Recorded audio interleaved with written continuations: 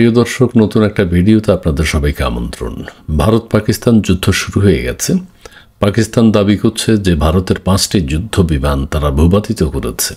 ভারত বলছে 25 মিনিটে তারা 24 বার পাকিস্তানে আঘাত করেছে এবং পাকিস্তানের 31 জনকে তারা হত্যা করেছে।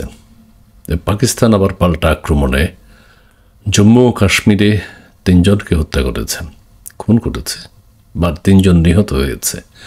যাই হোক, পৃথিবীতে যুদ্ধ যদি চলতেই থাকে, ভারত পাকিস্তানের মধ্যে আরও অনেকেই নিহত হবেন, অনেক ধ্বংস হবে। সারা পৃথিবীতে কেন এত ধ্বংসলীলা? সারা পৃথিবীতে কেন এত মারামারি, কাটাকাটি, হানাহানি? অতীতেও ছিল, বর্তমানেও আছে, ভবিষ্যতেও থাকবে। ধর্মের বিভেদ, এক দেশ আরেক দেশকে পছন্দ না করা, এক দেশ আরেক দেশকে গ্রাস করা বা দখল করা, নানাবিধ কারণে কিন্তু যুদ্ধ বেঁধে যায়। অস্ত্র উৎপাদনকারী দেশগুলো যুদ্ধের একটা অন্যতম কারণ হচ্ছে অস্ত্র ব্যবসা। আপনার পৃথিবীতে যদি যুদ্ধ না হয়, অস্ত্র ব্যবসায়ীরা কোথায় যাবে, কোথায় বিক্রি করবে? সো যুদ্ধ যদি না হয়, তাদের অস্ত্র ব্যবসা বন্ধ হয়ে যাবে এবং অস্ত্র ব্যবসায়ীরা চায় শক্তিশালী দেশকে দিয়ে দুর্বল দেশের উপর যুদ্ধ শুরু করতে।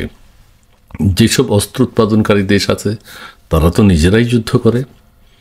আর আরেকটি বিষয় হচ্ছে, যুদ্ধ যদি না লাগে তারা উস্কানি দিয়ে যুদ্ধ বাঁধিয়ে দেয় দুটো দেশের মধ্যে। বিভিন্ন দেশ অস্ত্র কিনে, যারা অস্ত্র উৎপাদন করে, কিন্তু অস্ত্র কিনে, বিশেষ করে যেমন ইন্ডিয়া, পাকিস্তান, তারা অস্ত্র উৎপাদন করতে পারে না। সৌদি আরব বা অন্যান্য দেশ, তারা অস্ত্র কিনতেই থাকবে, কিন্তু যুদ্ধ যদি না করে অস্ত্র কিনে কী করবে? সো যুদ্ধ করতে হবে 20-25 বছরে একবার, কারণ এগুলোর রক্ষণাবেক্ষণের অনেক খরচ।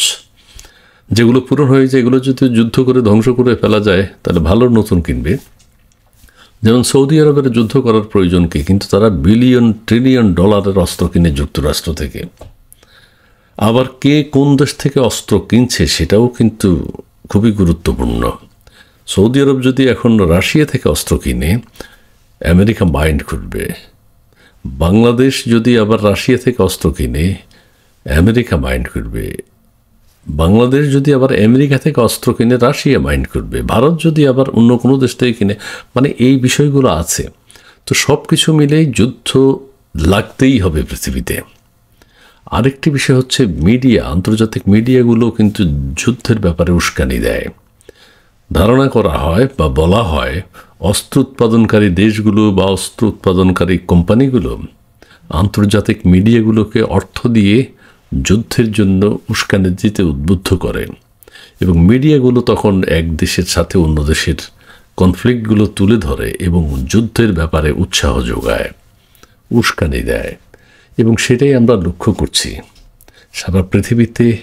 প্রথম কথা হচ্ছে অস্ত্র ব্যবসা, দ্বিতীয় কথা হচ্ছে অস্ত্র উৎপাদনকারী দেশগুলো কোন দেশের কাছ থেকে অস্ত্র কিনলো সেটা একটা বিষয়।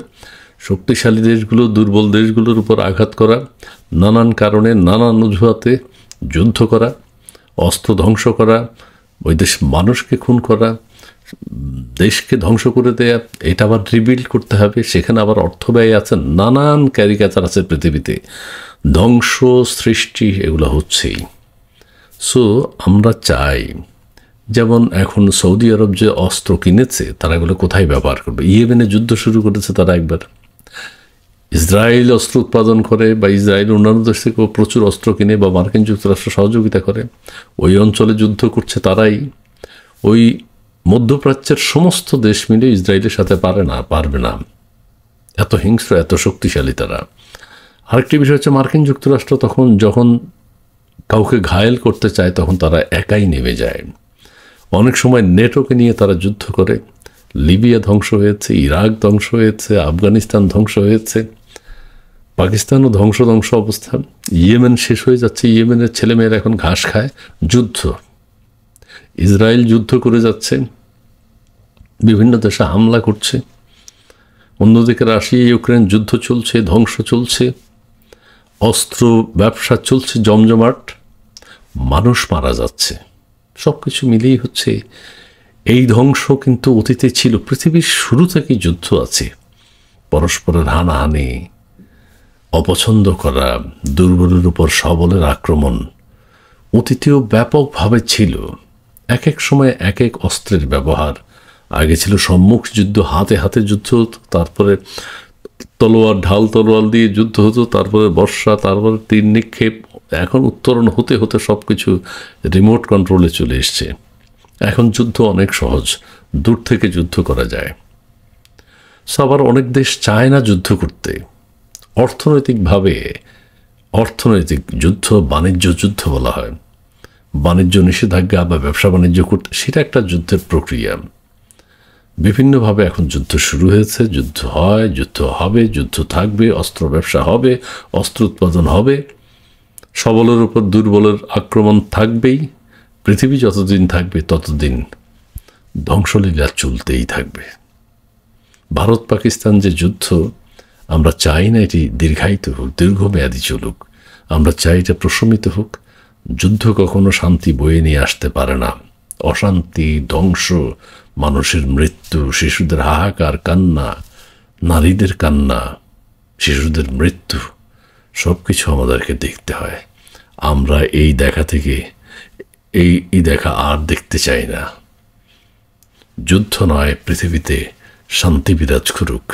শান্তি, শান্তি, শান্তি। ধন্যবাদ।